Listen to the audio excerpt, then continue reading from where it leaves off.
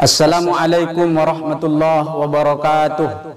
Hamdan bila ghayah wa syukran bila nihayah. Asyhadu an la ilaha illallah wa asyhadu anna Muhammadan abduhu wa rasuluh la nabiyya ba'dah. Bersyukur kita kepada Allah dengan ucapan alhamdulillahi rabbil alamin. Bersalawat kita ke ruh Nabi besar Muhammad sallallahu alaihi wasallam. Allahumma salli ala sayyidina Muhammad wa ala ali sayyidina Muhammad. Ketika kita selesai sholat berjamaah, maka imam sering mendoakan kita berlindung daripada 4 hal. Doa ini diajarkan oleh Rasulullah sallallahu alaihi wasallam agar di setiap sendi kehidupan kita memiliki hati yang sangat luar biasa pengibat terhadap orang lain, agar dijauhkan kita daripada keluh kesah dalam kehidupan dan permainan kehidupan. Apa itu doa yang diajarkan Rasulullah sallallahu alaihi wasallam? A'udzubillahi minasyaitonir rajim. Bismillahirrahmanirrahim.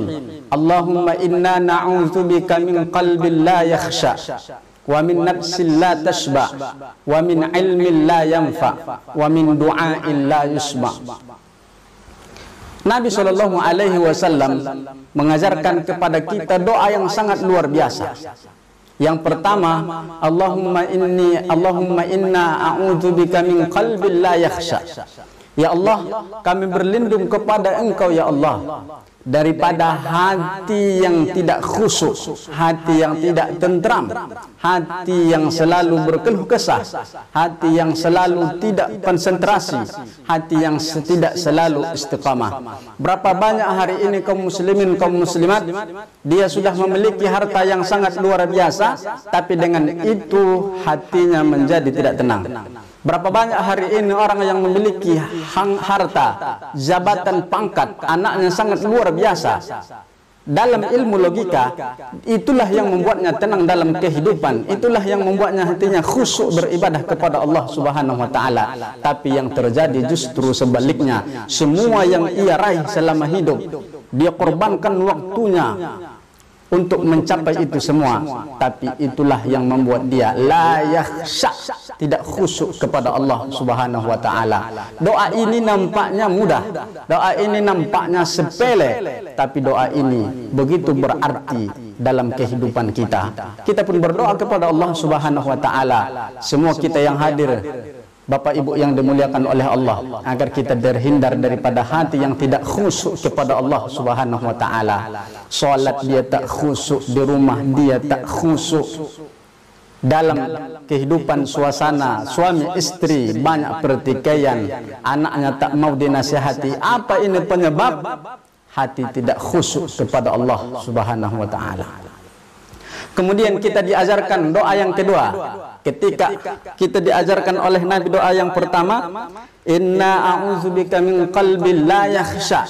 Kemudian setelah hati, yang terpenting juga dalam hidup adalah ilmu. Wa min ilmin la yanfa, daripada ilmu yang tidak bermanfaat. Apa maksudnya Bapak Ibu yang dimuliakan oleh Allah Subhanahu wa taala? Kalau bolehlah kita mereview sebentar. Dulu atuk dan nenek kita, kakek dan nenek kita sekolahnya tak tinggi. Mereka hanya sekolah SR, sekolah rakyat. Tapi permasalahan apa yang mereka tidak bisa kuasai? Permasalahan apa yang tidak mereka tahu? Hari ini orang S1, S2, S3, S4, S5, bahkan S6 Samsung sekarang sudah sampai S7. Tapi luar biasa. Hari ini banyak orang yang berilmu, ilmunya tidak mendekatkan diri kepada Allah. Banyak hari ini orang yang memiliki ilmu, tapi dengan ilmunya bukan habalum minan nasnya semakin baik, tapi sebaliknya habalum minan nasnya semakin buruk. Banyak orang hari ini berilmu, bukan membuat orang lebih cinta kepadanya, tapi pergaulannya semakin menipis dengan ilmunya. Permasyarakatnya tak pernah nampak. Kenapa? Ilmu yang tidak bermanfaat. Ini dari segi aplikasi. Maka Rasul sallallahu alaihi wasallam mengajarkan kita ketika kita sudah bersusah payah menuntut ilmu, agar ilmu itu memberikan manfaat kepada kita. Yang ketiga, wa na'udzubika min nafsil la tashba. Kita juga berlindung kepada Allah Subhanahu wa taala daripada diri yang tidak pernah kenyang. Ketika sudah memiliki satu rumah, kemudian kita ingin memiliki dua rumah. Setelah mendapat apa yang kita inginkan, sebuah pencapaian mobil umpamanya, tapi apa? Apakah kita bersyukur? Tapi tidak. Kita selalu kekurangan dan kekurangan. Alhaakumut takatsur hatta zurtumul maqabir. Kemewahan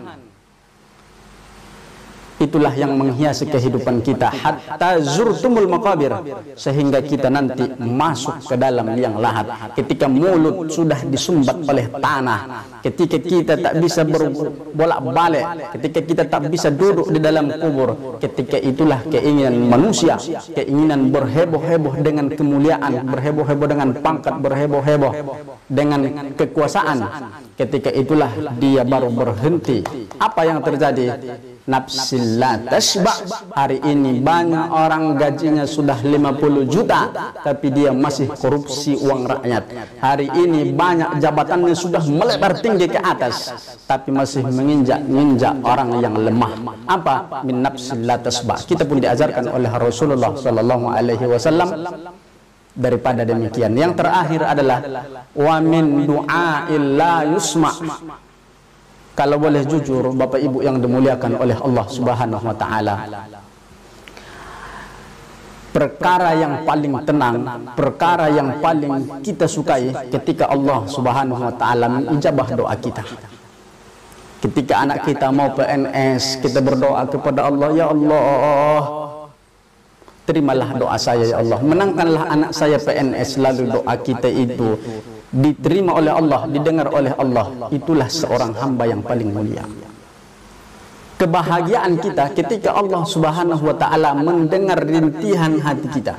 Tapi pertanyaannya hari ini, ketika kita sudah sholat berjamaah selama 7 tahun, maghrib, isya, subuh di masjid selama 7 tahun, tapi kenapa doa la yusma, doa kita belum diijabah oleh Allah Subhanahu wa taala? Mungkin makanan yang masuk ke dalam perut kita belum 100% kehalalannya, mungkin masih ada yang subhat. Bapak Ibu yang dimuliakan oleh Allah Subhanahu wa taala, jadi agar doa kita diterima oleh Allah Subhanahu wa taala, hendaklah kita menjaga hubungan kepada Allah, hubungan kepada manusia. Lalu lihatlah perkara apa yang kita makan, lihatlah perkara perut. Inti tausiah kita berdoa daripada 4. Yang pertama, kita berdoa daripada ilmu yang tidak bermanfaat. Kita berdoa agar kita dijauhkan oleh Allah daripada diri yang merasa kekurangan.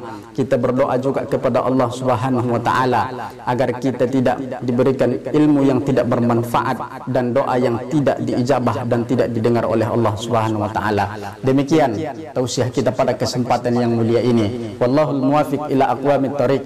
Assalamualaikum warahmatullahi wabarakatuh.